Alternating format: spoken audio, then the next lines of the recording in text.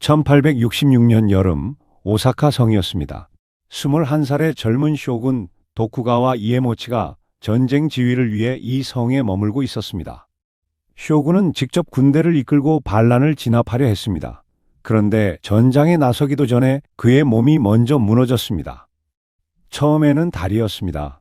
걸을 때마다 힘이 빠지더니 어느 날부터는 제대로 서 있기조차 어려워졌어요. 그 다음에는 숨이 찼습니다. 가만히 앉아 있는데도 가슴이 답답하고 심장이 마구 뛰었죠. 시위들이 달려왔지만 뾰족한 수가 없었습니다. 약을 써봐도 침을 놓아봐도 차도가 없었어요. 그해 7월 이에모치는 오사카성에서 눈을 감았습니다. 21살이었어요. 그런데 이상한 점이 있었습니다. 이에모치는 전투 중에 다친 것도 아니었고 역병이 돈 것도 아니었어요. 그냥 멀쩡하던 사람이 서서히 무너지듯 쓰러진 겁니다. 더 이상한 것은 이런 죽음이 이에모치만의 일이 아니었다는 사실이에요. 그 전에 쇼군도 그 전전의 쇼군도 비슷한 증상으로 고통받았습니다. 마치 쇼군이라는 자리에 저주가 내린 것처럼요. 일본에서 가장 잘 먹고 가장 잘 살았던 사람이 왜 21살에 죽어야 했을까요? 그리고 왜 하필 쇼군들만 이런 병에 걸렸던 걸까요? 이 이야기는 바로 그 의문에서 시작됩니다. 제1장, 에도의 흰 쌀밥. 이에모치가 살았던 시대보다 조금 더 거슬러 올라가 보겠습니다. 17세기 초 도쿠가와 이에야스가 천하를 통일하고 에도, 지금의 도쿄에 막부를 열었어요. 전쟁이 끝나고 태평성대가 시작되면서 일본 사회에 큰 변화가 찾아왔습니다. 그중 하나가 바로 식문화였어요. 평화의 시대가 열리자 농업 기술이 발전하고 쌀 생산량이 크게 늘어났습니다. 그리고 사람들 사이에서 하나의 욕망이 피어올랐죠. 바로 하얗고 윤기나는 흰쌀밥이었습니다. 쌀은 원래 껍질째 먹는 것이었어요. 거친 겉껍질을 살짝만 벗긴 현미, 혹은 보리나 조, 수수 같은 잡곡을 섞어 먹는 것이 보통이었습니다. 그런데 도정 기술이 발달하면서 쌀결을 완전히 깎아낸 순백의 쌀이 등장했어요. 이 흰쌀밥은 부드럽고 맛이 좋았습니다. 그리고 무엇보다 비쌌죠. 자연스럽게 흰쌀밥은 부유한 사람들의 상징이 되었어요. 쇼군의 밥상에는 당연히 최상급 흰쌀밥이 올라갔고 에도에 사는 무사들과 상인들도 앞다투어 흰쌀밥을 먹기 시작했습니다. 그런데 이 무렵 에도에서 기묘한 현상이 나타났어요. 시골에서 올라온 무사들이 에도에서 한동안 지내다 보면 이상하게 몸이 아프기 시작하는 겁니다.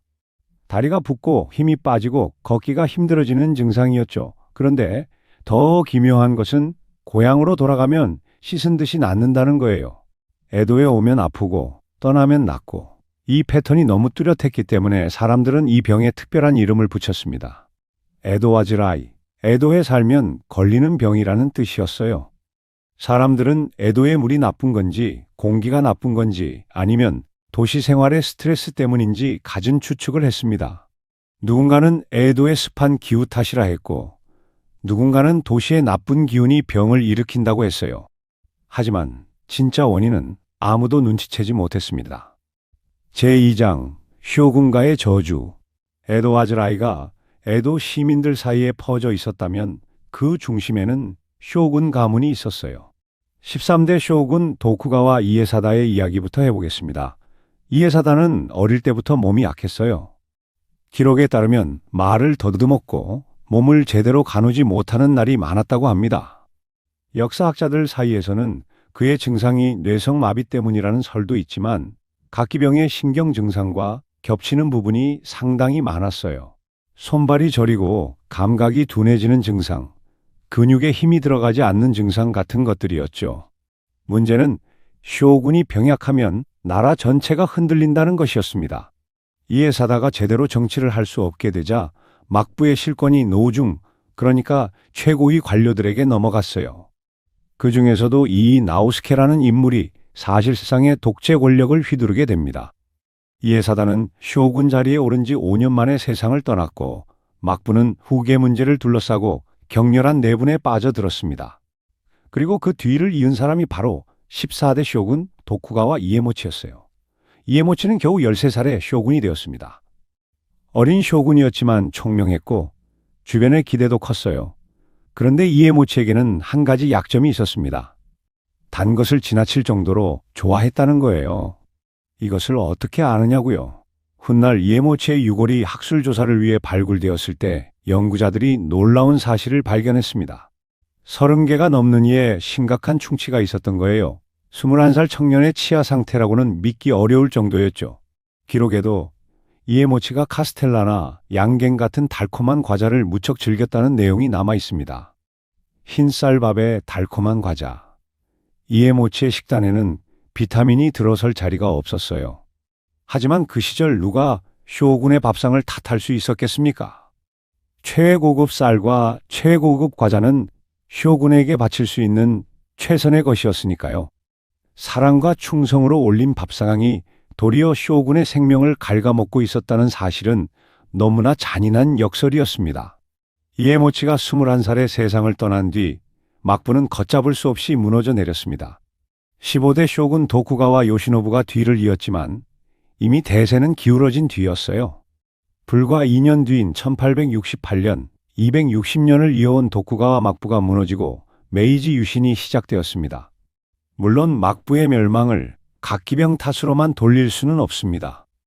하지만 쇼군들의 잇따른 요절이 막부의 구심력을 약화시키고 권력 공백을 만들고 그 틈으로 반막부 세력이 파고들었다는 것은 부정하기 어려운 사실이에요.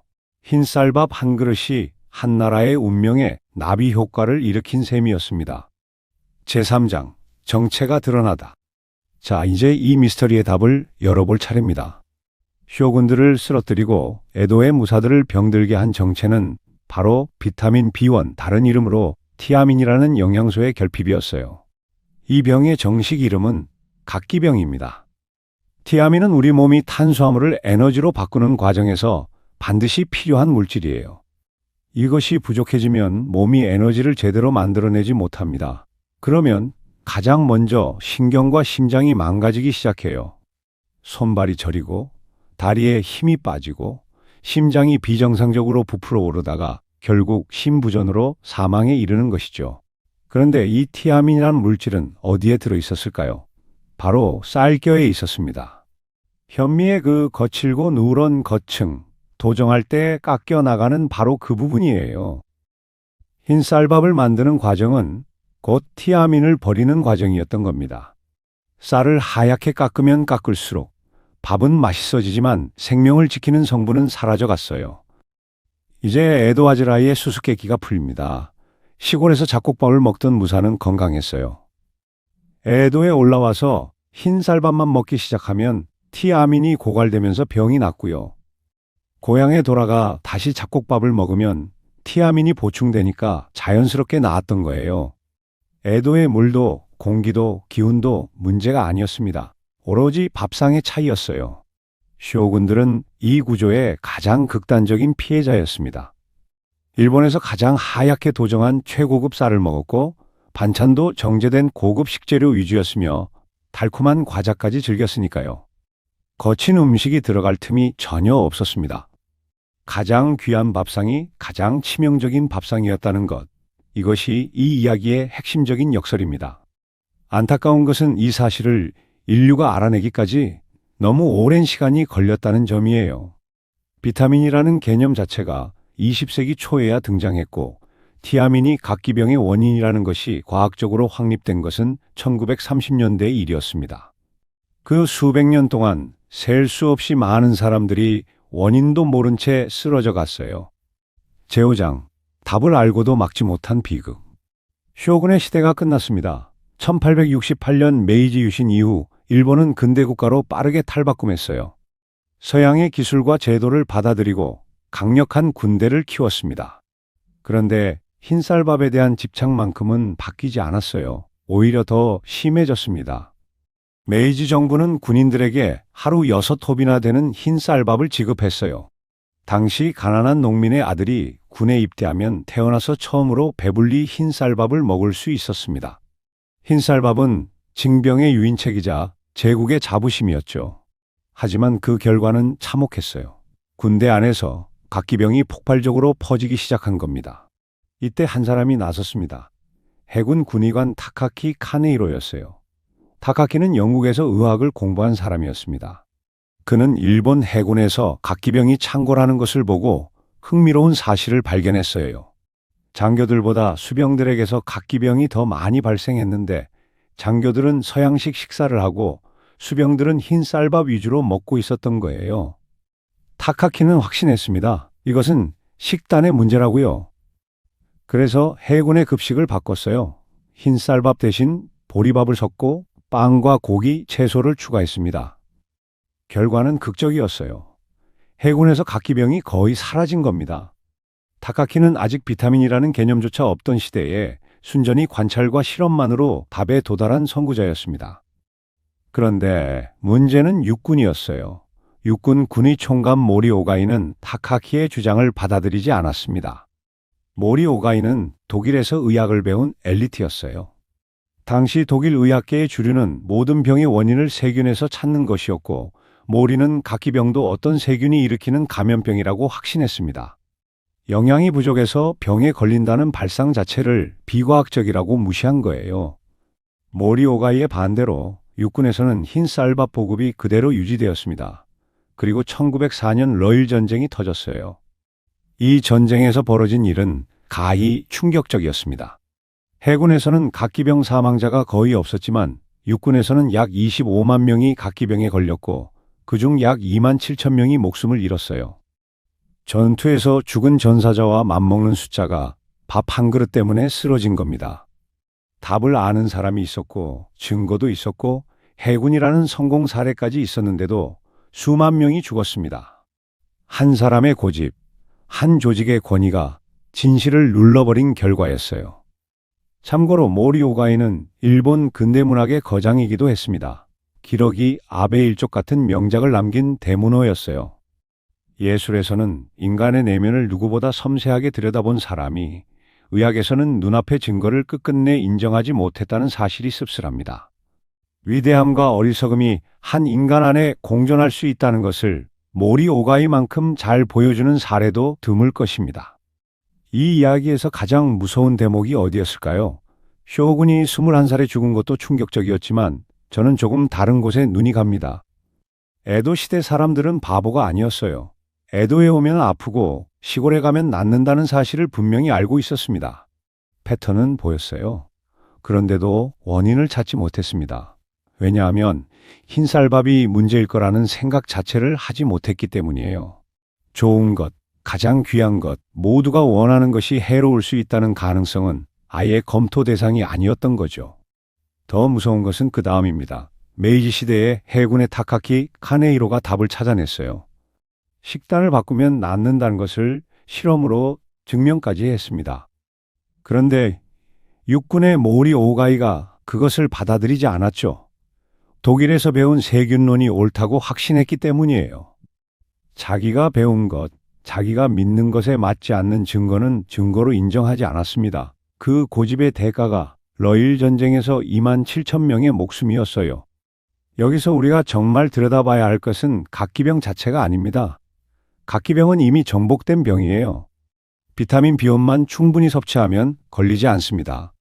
하지만 각기병을 이렇게까지 키운 구조, 그러니까 모두가 좋다고 믿는 것을 의심하지 못하는 것, 그리고 답이 눈앞에 있는데도 기존의 믿음 때문에 그것을 거부하는 것, 이 두 가지는 지금 이 시대에도 사라지지 않았습니다. 생각해보면 우리 주변에도 비슷한 일이 있어요. 몸에 좋다는 말만 듣고 수십 년째 같은 건강보조식품을 드시는 분들이 계십니다. 주변에서 한번 의심해보라고 하면 화부터 내시는 경우도 있죠. 혹은 의사가 분명히 수치가 높다고 말해주는데 나는 괜찮다, 지금까지 이렇게 살아왔는데 뭐가 문제냐고 하시는 분들도 계세요. 건강 문제만이 아닙니다. 재테크든 자녀 교육이든 한때 맞았던 방식이 지금도 맞을 거라는 확신이 때로는 가장 위험한 적이 되기도 해요. 모리 오가이는 어리석은 사람이 아니었습니다. 오히려 당대 최고의 엘리트였어요. 독일 유학까지 다녀온 수재였고 문학에서는 일본 근대사의 이름을 남긴 대문호였습니다. 그런 사람도 자기가 옳다는 확신 앞에서는 눈이 멀었어요. 똑똑한 사람의 고집이 어리석은 사람의 무지보다 더 큰 피해를 낳을 수 있다는 것, 이것이 어쩌면 이 이야기가 전하는 가장 불편한 진실일지도 모릅니다. 각기병이라는 병은 옛날 이야기가 되었습니다. 하지만 내가 가장 좋다고 믿는 것을 한 발짝 떨어져서 바라보는 일, 그리고 내 생각과 다른 증거가 나왔을 때 그것을 받아들이는 일, 이것은 여전히 쉽지 않습니다. 에도의 쇼군도 메이지의 군의관도 해내지 못한 일이니까요. 그래서 이 이야기는 수백 년이 지난 지금도 끝나지 않았다고 저는 그렇게 생각합니다. 오늘의 이야기는 여기까지입니다. 시청해 주셔서 감사합니다.